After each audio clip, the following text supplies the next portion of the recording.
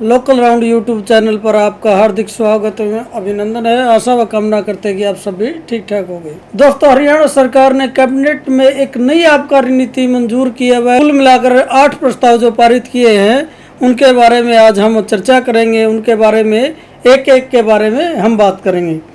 दोस्तों देखिए, शराब 5% महंगी और बियर 10% सस्ती होगी।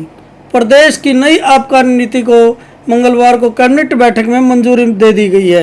इसके तहत देसी व अंग्रेजी शराब के रेट में करीब 5% बढ़ेंगे। दोस्तों, एक जो हम मुख्य बातें हैं वो डिस्कस करते हैं। शराब के ठेकों में है ना सीसीटीवी कैमरे लगाना अब अनिवार्य कर दिया गया है। वह शराब खरीदने वाले को पीओएस मशीन से पर्ची देनी होगी। जैसे हम राशन कार्ड से राशन लाते हैं तो जो एक पीओएस मशीन होती है उससे जो पर्ची निकलती है वैसे ही पर्ची देनी होगी कि जिससे हम ग्राहक से कम या ज़्यादा रेट शराब का ठेकेदार नहीं ले सकेगा। उसके बाद अगर वह पर्ची नहीं देता और 10 गलतियां करता है तो उसे प्रति गलती 10,000 रुपये जुर्माना लगेगा, और अगर वो 20 गलती करता है तो प्रति गलती 20,000 रुपये जुर्माना भी देना होगा। और श्री माता मनसा देवी मंदिर के पवित्र अक्षेत्र में और जो जिस गांव में गुरुकुल है वहां पर शराब के ठेके नहीं खुलेंगे। और 29 फरवरी 2024 से कांच की बोतलों में शराब नहीं बिकेगी, उसकी जगह कांच की बोतलों में ही शराब आएगी।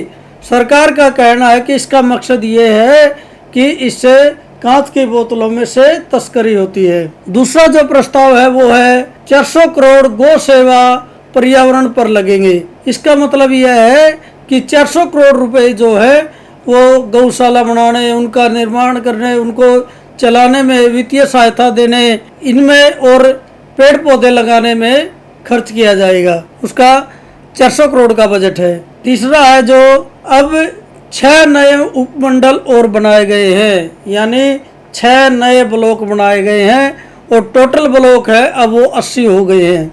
जो नए उपमंडल या ब्लॉक जो बने हैं वो गुड़गांव जिले में मानेसर, करनाल में नीलोखेड़ी, पानीपत में इसराना, यमुनानगर में छछरौली, महेंद्रगढ़ में नांगल चौधरी व जींद में जुलाना है। पहले इनका 8 प्रस्तावित थे लेकिन 2 नहीं बन पाए।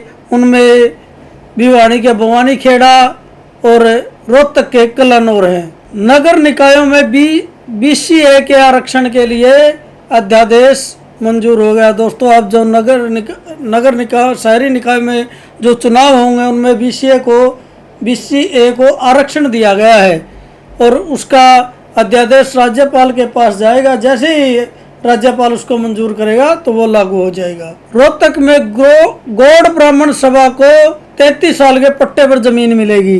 गौड़ ब्राह्मण विद्या प्रचरणी सभा को रोहतक में पहरावर के नगर निगम की 15 एकड़ जमीन 33 साल के लिए पट्टे पर देने के लिए मंजूरी दी गई है। उसके बाद है दोस्तों, ग्राम सचिव के 3375 पद और बढ़ाए गए हैं। पहले 2250 पद थे, उसके बाद और बढ़ाए गए हैं। अब कुल जो रिक्त पदों की वो जो संख्या है वो 4487 हो जाएगी और इसमें कुछ एजुकेशन क्वालिफिकेशन में भी बढ़ोतरी की गई है। दोस्तों, पहले बीए पास था, अब बीए पास के साथ कंप्यूटर नॉलेज, कंप्यूटर का ज्ञान अनिवार्य है। और जो हमारे वन रक्षक है या गार्ड जिसे कहते हैं उनके भी अब 12वीं पास कर दिया गया है। और अगला जो सरकार ने प्रस्ताव पारित किया है वो कर्मचारी जीपीएफ की सीमा 5 लाख रुपए फिक्स कर दी है। पहले इसकी कोई सीमा नहीं थी। आप जीपीएफ में या पीएफ में जितनी मर्जी इतना पैसा आप कटवा सकते थे, लेकिन अब आप साल के 5 लाख रुपए से ज़्यादा उसमें नहीं कटवा सकते।